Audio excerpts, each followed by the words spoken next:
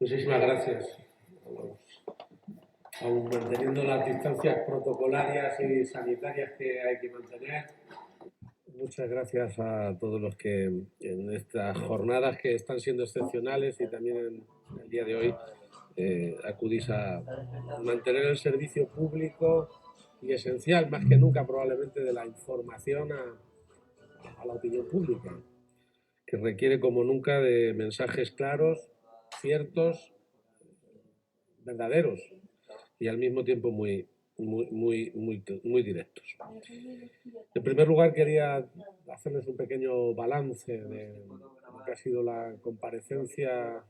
por videoconferencia con el presidente del gobierno y todos los presidentes y presidentas de comunidades autónomas. En segundo lugar, hacerles algún planteamiento de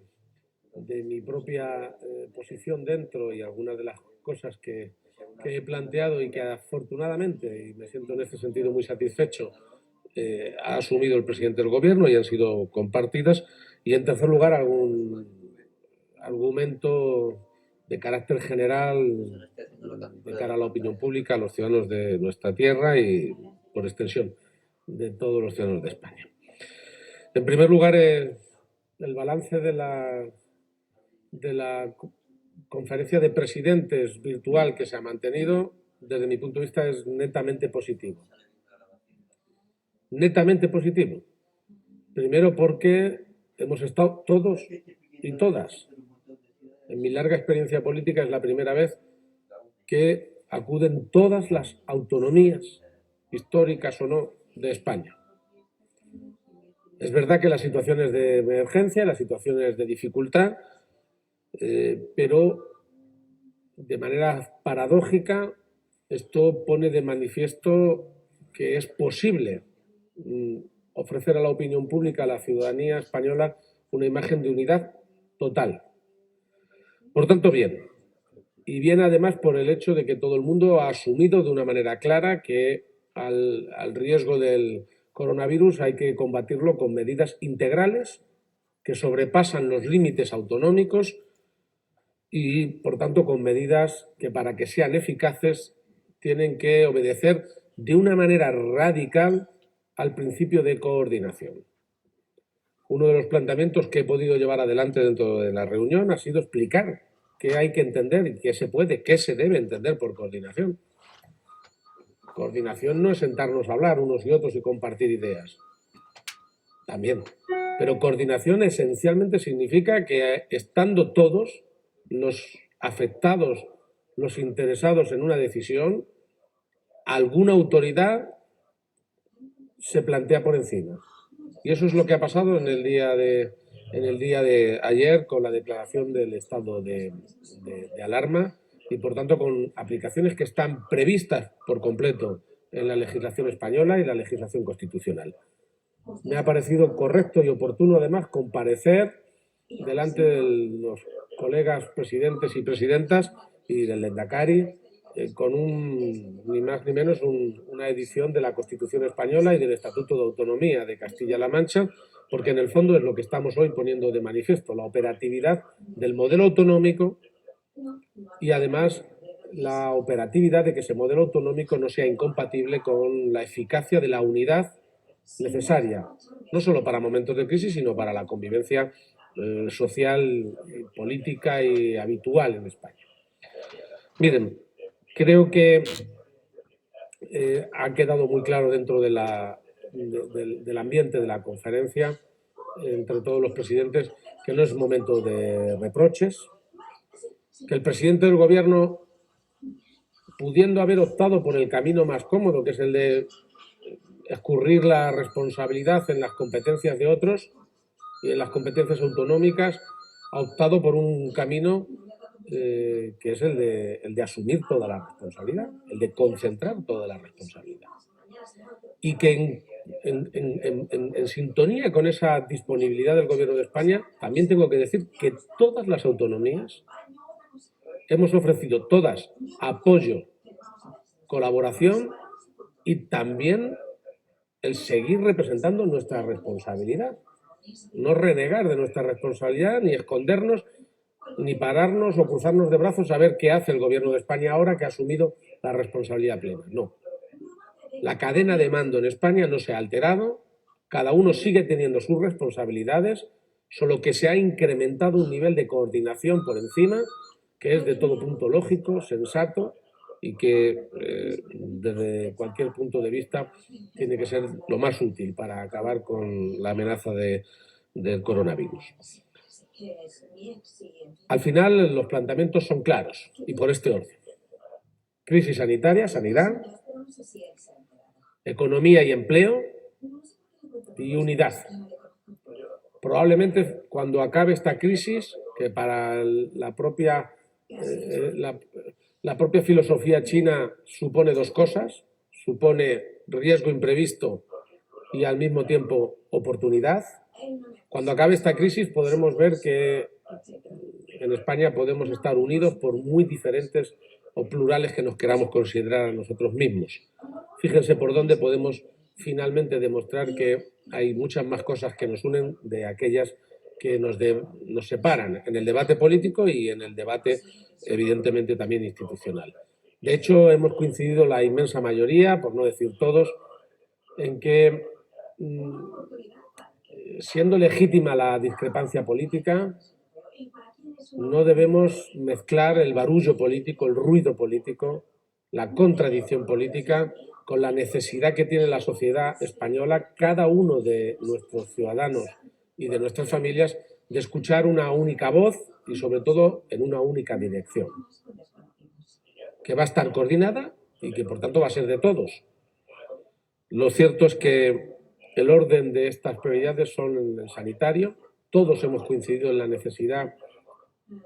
a una propuesta que también he planteado como presidente, pero no he sido el único, de reforzar los mecanismos de abastecimiento del sistema sanitario, fundamentalmente de todo el material relacionado con la protección y, por tanto, esto, que no depende solo de una decisión política, depende del mercado en el conjunto del mundo, está centralizado en el Gobierno de España. El que haya o no haya mascarillas y otro tipo de recursos ya no depende de las consejerías, depende del Gobierno de España. En realidad ya estaba centralizado desde el comienzo de la crisis y lo que conviene ahora es garantizar por completo el abastecimiento elemental y priorizar además su uso de cara a toda la población. En segundo lugar, he planteado, y tengo que decir que me alegra que se haya asumido por parte del presidente del Gobierno, la iniciativa de que en el proceso no posterior, sino que hay que empezar a preparar desde ya, de recuperación, de reconstrucción, de la autoestima colectiva, de la fortaleza del país en tanto que país, en tanto que nación y también de su economía, el proceso que vamos a tener que empezar a tomar entre todos de reconstrucción de la severa conclusión y consecuencia que tiene esta crisis en el ámbito económico y social, que ese proceso no lo dejemos para después, que no lo dejemos pendiente de la recuperación estrictamente o de acometer exclusivamente la crisis sanitaria. Hay que acometer con carácter prioritario la crisis sanitaria, pero hay que estar ya estudiando, trabajando, coordinándonos en la recuperación económica y social, porque sabemos que va a ser grande, como el propio presidente ha dicho. Y en esto he ofrecido la opción de que se pueda plantear no el que el Gobierno de España determine algunas decisiones que se puedan o no compartir, sino que entre todos construyamos un escenario de recuperación económica, participando con ideas, algunos desde ámbitos ideológicos muy diferentes, pero en todo caso buscando los elementos comunes. No creo que haya una salida social y económica a esta crisis, a ninguna, a esta tampoco, en la que se permita que unos vayan mejor y otros peor, haya distintas velocidades y haya distintas fórmulas. Vamos a intentar poner en común, creando un foro de diálogo y de coordinación económica y social, también en el que estén implicados los agentes sociales, empresarios y sindicatos, crear un espacio de coincidencia sobre lo que tienen que ser ya las medidas preventivas y el día de mañana activas para la recuperación económica que vendrá después de la inevitable victoria que tendremos frente al virus. Se puede con él, nos va a costar mucho dolor y nos va a costar vidas, nos va a costar cambiar muchos hábitos. Ciertamente los españoles y las españolas lo están cambiando de una manera rápida y muy mayoritaria, y eso también nos pone ante nosotros mismos delante de un espejo en el que nos tenemos que sentir orgullosos. España es un país simpático y con la gente alegre y que quiere vivir en la calle, pero que cuando se trata de estar en casa lo ha hecho como cualquier sociedad de la que a lo mejor presumiríamos con otro carácter en el norte de Europa. Bueno, España va a responder como país, lo va a hacer como nación, y por eso quiero plantearles que esta idea, como la de poder liberar también los fondos que están acumulados en los bancos ahora mismo por parte de la retención que se viene planteando en ayuntamientos y diputaciones, que son millones y millones de euros, que puedan ser reorientados de manera específica al objetivo común de la salida de la crisis y a la prestación, por supuesto, de todas las iniciativas que no solo afectan a las autonomías, sino también al conjunto de las administraciones públicas. Y por eso termino, en primer lugar, agradeciendo, como han hecho ayer de manera orgullosa y creo que de una manera satisfactoria y además ejemplar, millones de españoles y españolas desde sus balcones, agradeciendo el trabajo absolutamente increíble de los servicios sanitarios, de los profesionales de la sanidad. Estoy hablando no ya de que el profesional que le toca turno esté trabajando. Estoy hablando de los miles de profesionales que han llamado para decir que si necesitan doblar o triplicar turno, lo hacen. Estamos hablando de la gente que en el sistema sanitario le tocaban vacaciones pero las han suspendido. Esto que ahora, además, por el decreto de alarma va a ser obligatorio, quiero decir que ha sido voluntario ya de antemano. Y por eso, además, va a haber una prioridad absoluta en el tratamiento de aquellos que han sido presuntamente infectados o que pueden estar afectados dentro del mundo sanitario para que se puedan reincorporar lo antes posible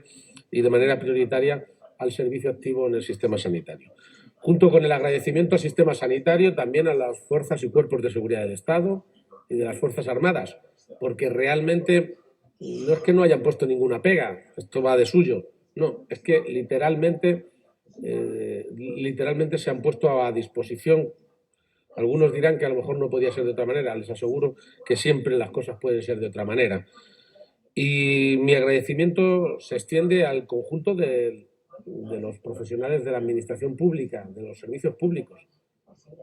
porque evidentemente al final detrás de todo hay muchos servicios que no pueden estar paralizados, no solo por la crisis sanitaria, sino por la evitación de mayores consecuencias secundarias en servicios públicos o en la actividad económica y social del país. Y en esto quiero considerar casi como funcionarios y trabajadores públicos a los millones y millones de españoles y españolas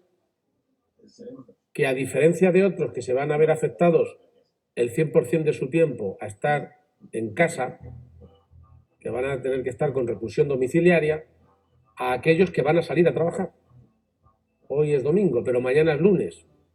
Y por tanto tiene que haber gente que va a trabajar, a mantener la actividad de la industria, a mantener la actividad de los servicios públicos esenciales, a mantener la actividad económica en su conjunto, quitando esencialmente el comercio minorista, quitando el ocio, como ha marcado claramente el Gobierno de España en el decreto del alarma. Millones de personas van a tener que trabajar y eso evidentemente incrementará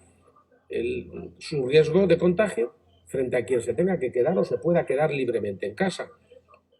Libre y también, en este caso, obligatoriamente en casa. A esa gente, a esos ciudadanos que prestarán ese servicio público, no solo les extiendo mi agradecimiento, sino también mi llamada a la prudencia y a que mantengamos todos y todas las elementales, que son además sencillas, medidas de prevención y de higiene. No solo un permanente lavado de manos, no solo una permanente distancia en el saludo, sino también una permanente disposición a estar sin contacto con el conjunto de la sociedad, a evitar los movimientos, salvo para aquello que es estrictamente indispensable. Créanme que El estado de alarma no es un estado jurídico, que también, no es un estado político, ni siquiera es un estado ambiental solamente. Tiene que ser un estado que interioricemos todos los ciudadanos, cada uno desde nuestra responsabilidad doméstica o en la atención de personas que son especialmente vulnerables. Por eso me acuerdo de los sanitarios, me acuerdo de los cuerpos y fuerzas de seguridad del Estado, de las Fuerzas Armadas, de todos los miembros de Protección Civil, de los miles y miles de voluntarios que están ahora llamando a los ayuntamientos para decir qué les toca hacer. Y me acuerdo también de la condición heroica que tiene todo ciudadano solamente por respetar las normas planteadas, y especialmente de aquellos millones de trabajadores y trabajadoras que van a tener que seguir cumpliendo con su responsabilidad, que ya no es ni siquiera con sus empresas, sino que lo es con el conjunto del país. De manera que satisfacción en su conjunto, satisfacción también porque se haya acordado mantener al menos una vez a la semana, si no más, las videoconferencias, las conferencias de presidentes virtuales con el presidente del gobierno, y satisfacción además de que, más allá de los colores políticos e incluso de las intenciones nacionales,